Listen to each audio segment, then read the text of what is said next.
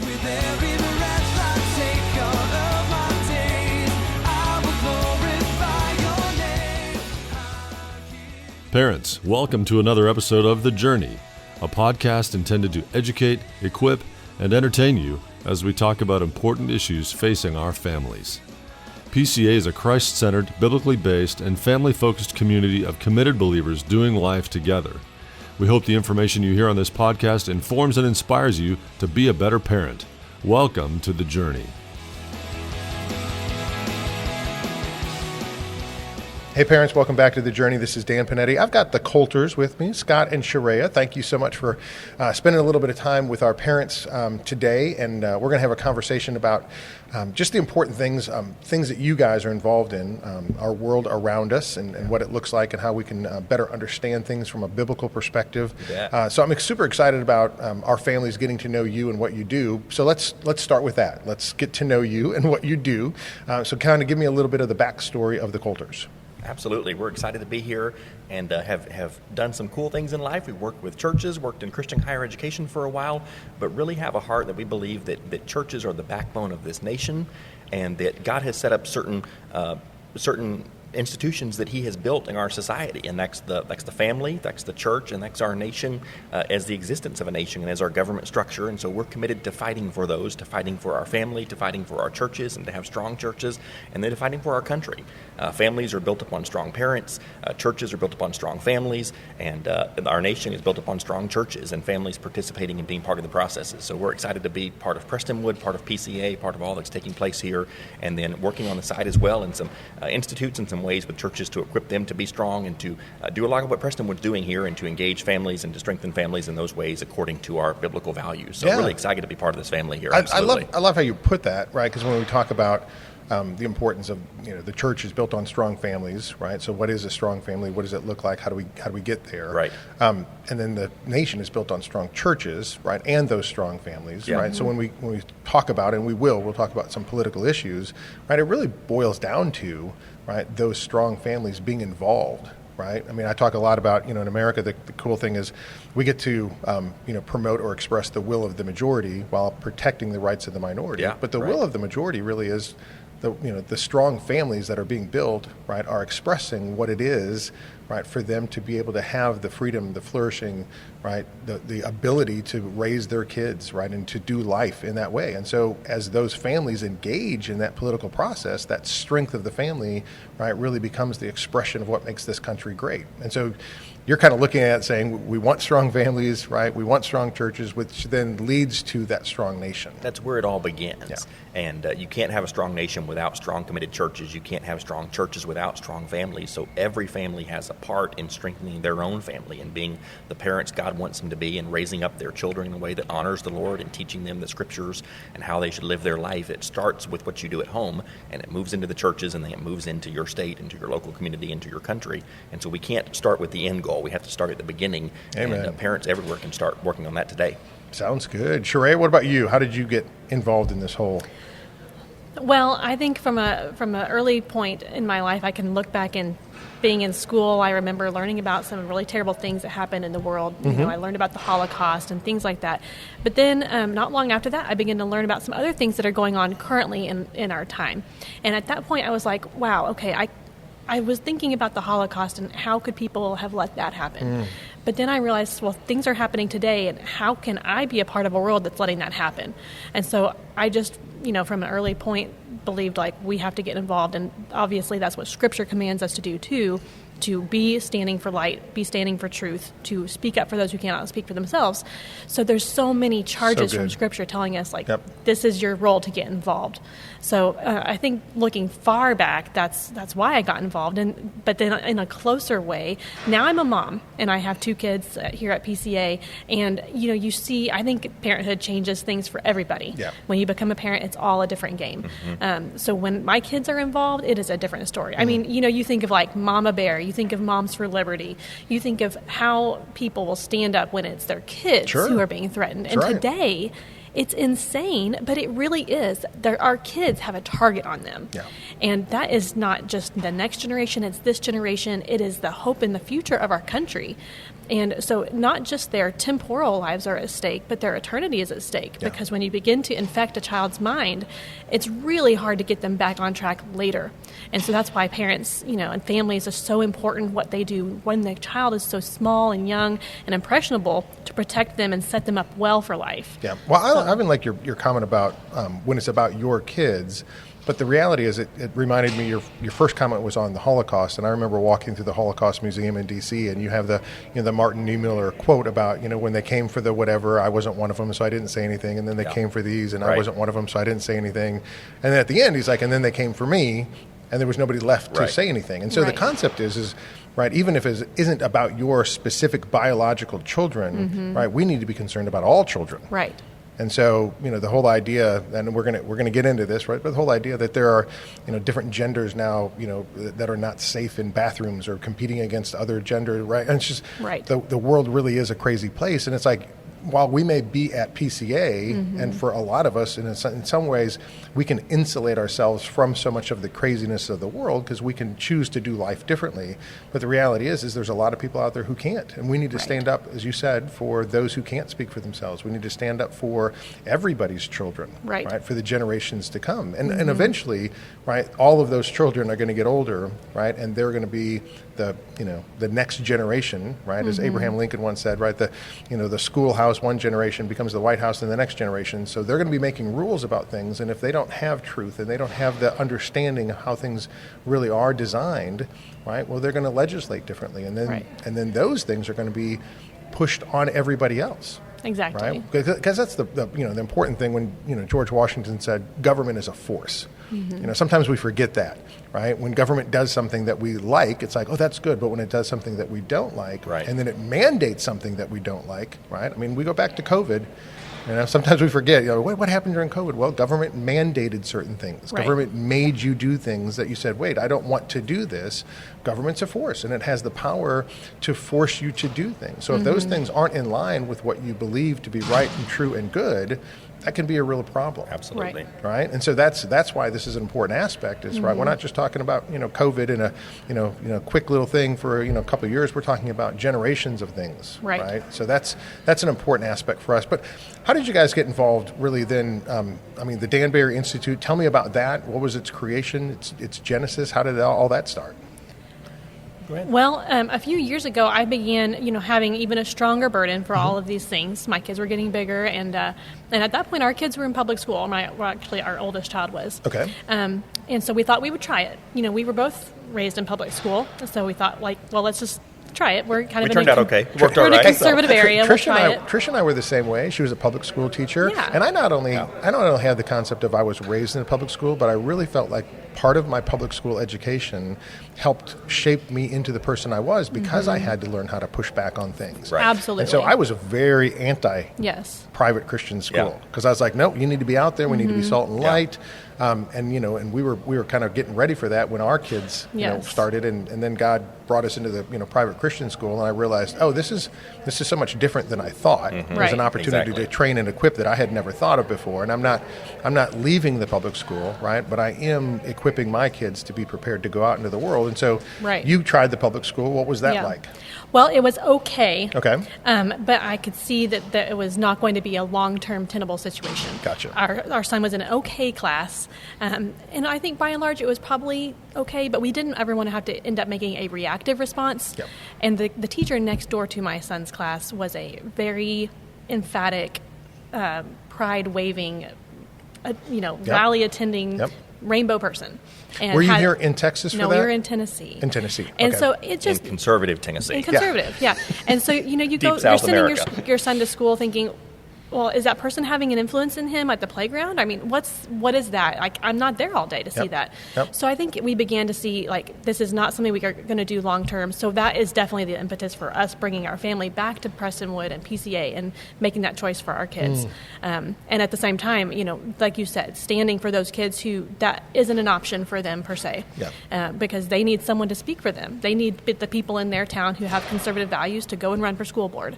And they need to be influencing, their tax dollars are paying for that. Yeah. So you have full right to go in there and say, hey, this is not right. Like, we shouldn't be giving kids books that lead them totally astray. Seriously, I think sometimes we forget that even though, our families are at a private school, we need to be involved in the public decisions about everybody's children, because we have the truth, right? We have the information that everybody needs. And so if you say, hey, listen, I'm at Prestonwood, I don't care about the school boards, it's like, no, wait, you should still care about the school boards. That's loving your neighbor. We're called is. as Christians to love our neighbor. Yes. And so policies affect our neighbors. They affect our children. They affect our neighbors' children.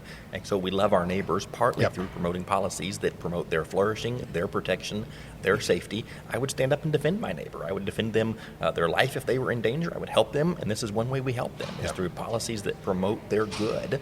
And certainly as Christians, we know what is good. We know what the ultimate good is. And so we have an obligation to share that good and to promote that good in the public square, which is one of the foremost ways we actually do love our neighbors. Yep. So then somehow the Danbury Institute gets created. I began saying, looking around, and what can we do? And I'm a writer. I went to school for journalism, so writing's just deep in my heart. So I've read a lot of things and just do whatever I could. But then I began saying, I need to do something more. So I began going to Washington, D.C. And I opened up an office there and began going on a routine basis, and thought, I'm just going to start. So I started making relationships and just started meeting people and going on a routine basis to say, okay, I'm looking for ways. I'm actively looking for how can I stand for my family, my kids, and my values. And then not long after that, probably a couple of years, we began to have more people in our circle that shared that same burden for our country. And so we said, well, what can we do to make what we're doing right now bigger? Right. How can we work in a coalition sense to take this to the next step? So together with this group of people, we have founded the Danbury Institute and made it, much more codified and legitimate. So now it is a legitimate nonprofit. We are an association of churches, and we are a team of people that just have this shared burden for our country and our kids. And so Scott is part of that, and I've worked for a long time with churches and Christian higher education, with networks of churches, and I'm convinced that the base of Christians in this country is a viable force to change the course of a country. Sure. They talk about evangelicals in this country being 40 million who didn't vote in the last election. Yeah. That's just a massive number. They talk about 34% of our voting bloc is evangelical conservative Christians.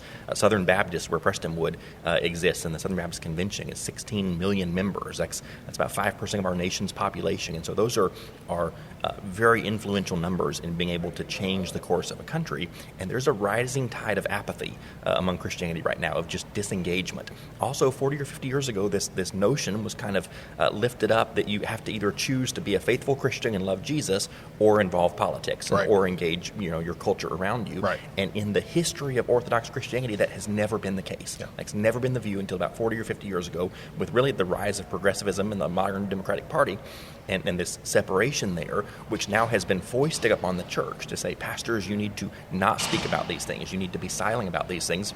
I heard a pastor just this week preach a sermon that said, politics has come to us. We haven't moved, but politics has switched from being about roads and about taxes and about policies to now being about things about life, being about gender, being about the way we raise our children, the freedom of our church to worship and to practice our religion. Yep. All of those have become political conversations. They have come to the door of theology and to the church. And so to be a faithful Christian, we have to respond. Yep. We have to engage in those things.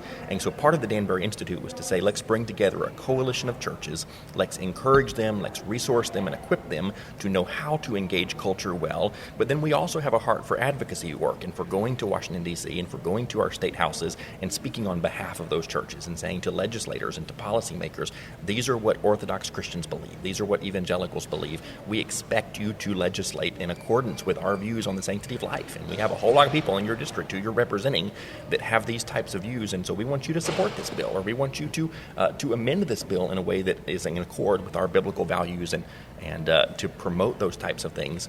We weren't sure that there would be an open lane for that. We thought perhaps there were so many groups engaging, so many groups advocating that it's just overrun up there. But what we found in Washington, D.C. and in many states is a wide openness for Christians to come and to speak into those processes. That's and good. A hunger from legislators and policymakers to say, what do churches think about this? What do pastors think about this? Is this helpful, or are there errors in this that we could correct and make this stronger as it goes forward? So we've been tremendously encouraged to find an open door and a lot of receptivity in our nation's capital and in states across the country to be more engaged, and want to encourage churches and parents and Christians all alike to be more engaged in that process. Now, explain the name, right, Yeah. for those who don't know why Danbury Institute. Yeah, well, Danbury Baptists first came over to America for religious liberty. They came across the pond from England to be able to worship and to practice their religion according to the way they believed the Bible called them to. And that's one of the things they were running away from, was a state-controlled church in Europe at the time, and wanted to be free to practice their own religion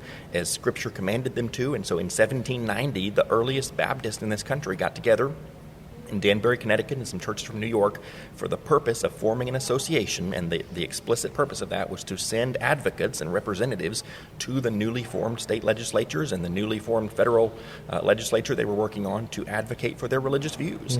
And the first one they were working on was religious liberty. So they went to Thomas Jefferson early on and said, newly elected president, will you enshrine a protection for us for our freedom to worship, and not just to worship, but to practice our religion, Right. to live out And according to our views. That's very important, because there are some people who, It's a when key they look, distinction. right, when they Yeah. look at the First Amendment, right, and it's freedom of religion. Some people talk about, well, it's the freedom to practice your religion, right, as opposed to really live it out. Yeah. And that's a very important distinction to kind of think, well, okay, am I okay to practice my religion in my church, but then when I leave my church, I have to leave my religion there, or can I take my religion, right? And think about this from a student, right, who's in a public school.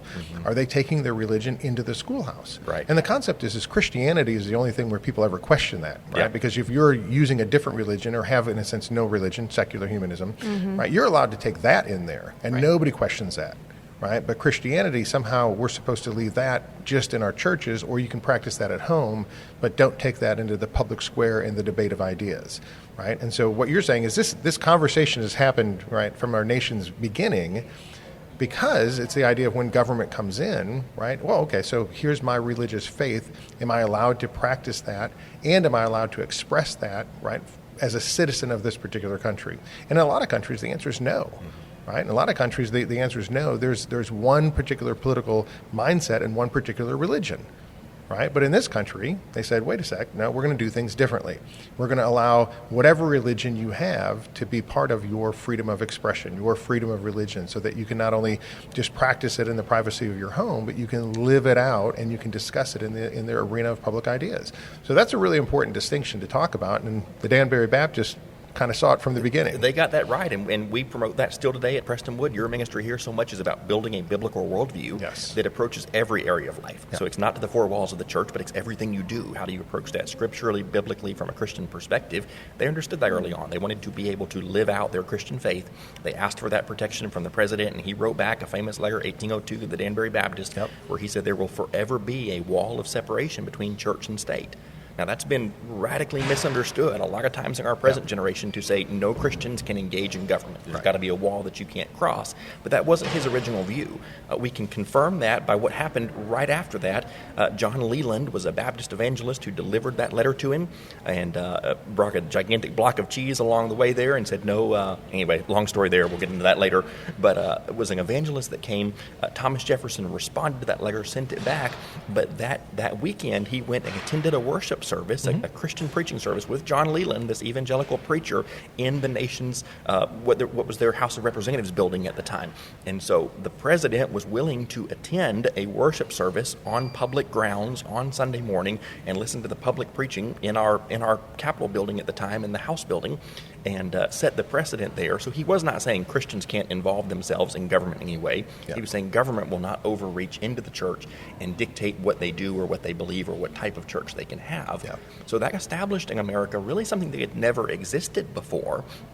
You think about how long and how many cultures there had been until that time, but this idea of a plurality of options for faith. The government will not tell you what you can believe, but at the same time being built upon a Christian heritage and being built upon Scripture and a biblical worldview from the earliest founders of our country. That balance and that tension between freedom but also our Christian heritage hadn't really existed before in nation until then. And that's where really the importance of the plurality comes from, right? Is because Christianity allows for, right? I mean, if you go to an Islamic nation today, right, there's not a plurality of religions in an Islamic nation, right? You're either Muslim or you're not. Yes. Right? And so you come here and it's like, listen, the Christian underpinning, right, and the foundation for the freedoms that we have allow for different ideas to be expressed, right? But there is so much Christian history woven into, and you guys have been to D.C., right? There's literally Bible verses littered throughout the entire city, right? When you walk to any monument, right, you're going to see Bible verses upon Bible verses upon Bible verses that informed the early framers to say, how do we establish, right, a government that, supports the will of the majority but protects the minority, right? And it was that Christian foundation that allowed them to see, right, here's what we have throughout all human history. What are the best pieces of those as we put them together, right? And it really was the understanding that Christianity allows for those particular freedoms to flourish, right? And other religions don't. And our founding documents are replete with references. The amount of Bible references, or even sometimes the founding documents would even reference other writers, but those writers were referencing the Bible. Yes. So the percentage of Bible that has influenced our founding documents is just huge. It's crazy. Right. We've been to the Museum of the Bible. Yes. Right. And I don't know if you've ever done the little tour thing. You get on the little thing and they show you where the Bible is and everything. It's amazing how much the Bible has influenced, right, our nation's founding and history. Well, you were reading just this morning about the English Bible being originally printed. Yeah, it was at first illegal to print the English Bible in America, but once we had defeated the British, then there was an opportunity to do that. So a guy from Pennsylvania said, hey, I want to do that. And so he got permission from Congress to print the first English Bible, which was explicitly for use in the schools. So that's just neat, because not only was Congress involved in approving this printing of the Bible, but they were actively saying this is what our children in our schools need to be reading. Yes.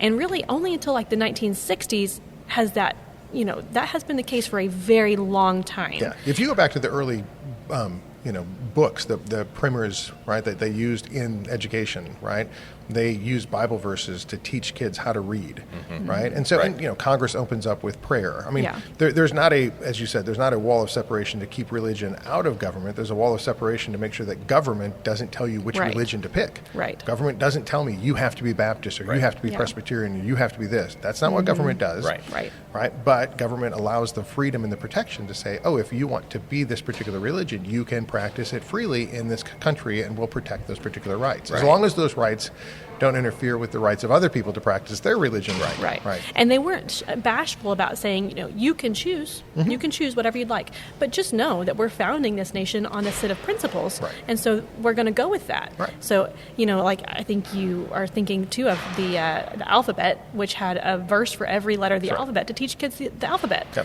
it was just everywhere, and it's a great loss that we have pushed that out of our public spaces now. If Christianity is based in natural law and in absolute truth, which it is, then you can't separate what the Scripture teaches from what simply is good and what is true and right and beneficial. And so by taking Christianity out of our schools and throwing it out, what you're also throwing out is the things by which an ordered society is built, by general rules of how you conduct yourself in public, by how people should exist together. And so we've taken all of that out under the guise of Christianity, and now we have schools that are in disorder. We have children that are in disorder, that don't know right from wrong, that don't know good versus evil. And so you look at the condition of our culture, of our society, of our public schools today, and go, how has that worked? How has that worked to take Christianity out? Has it been helpful? Have we improved society based on that? No. We need more rules in school. We need more children to learn not to lie and not to steal and not to harm others and to love their neighbor. Even our school productivity has gone down. Correct. Right? I mean, our testing has gone down. Reading, writing, comprehension. All of that, the practical. And so I go back, and you know this, but like when John Adams was talking about, this particular country, right? And he's talking about the importance of morality. And he's like, here's the deal. The way we set up this government, the way our Constitution works, right, is for a moral and religious people, right? That's where you have to have that internal restraint. Otherwise, we'll have to have external restraint. But we don't want external restraint. We don't want the government telling you what's right and what's wrong. You're going to be informed on that yourself. And so the way that we've established this, and that's why I think when people think, well, why is it important to know that there's a Christian foundation as part of our nation? It's like, well, because it works because of the way that Christianity has established it, right? You, right, the Coulters, the Panettis, you run your families, right, from a moral perspective, what's right and true and good, and you discipline your kids, right? And then you're part of a church, right? And then that family and that church help create our government. But if you remove those things, right, well then government becomes, in a sense, the parent. right? It has to step in and has to discipline the children, right? And I'm just going to tell you, government disciplining my children versus parents doing it, right? It's not going to be as effective. Yeah. It's not going to be good, right? And there's going to be different standards when they tell us what's right and wrong and what's good for our kids. And so, right, John Adams just said, right? I mean, Right. this Constitution was set up for a moral and religious people. Wholly right? inadequate to the Wholly governments of inadequate any other. government of any other. And so we have to understand the importance of those things as we go forward. So parents, that was the first part of a great conversation that we're having with Scott and Sharia Coulter. Next week we'll continue that conversation, but what a great opportunity it was to find out a little bit about the Danbury Institute and the great legacy that our nation has of our framers using Christian principles, biblical principles to found this country. And just what an important responsibility that we have as Christians to continue to have that freedom and that human flourishing. And so don't forget, early voting has begun here in the great state of Texas. Get out and vote. And also, would you do me a favor? If you enjoy the content and find it useful, please like the channel, subscribe to us, and also share this with other people who need to know about this information. And join us next week for the second part of the conversation with the Coulters. Thank you for investing the time to listen to this episode of The Journey. Please take a minute to share with friends and family who will also benefit from this valuable resource. And don't forget to rate and review this podcast on your favorite podcast app. It is truly our blessing and honor to walk with you on The Journey.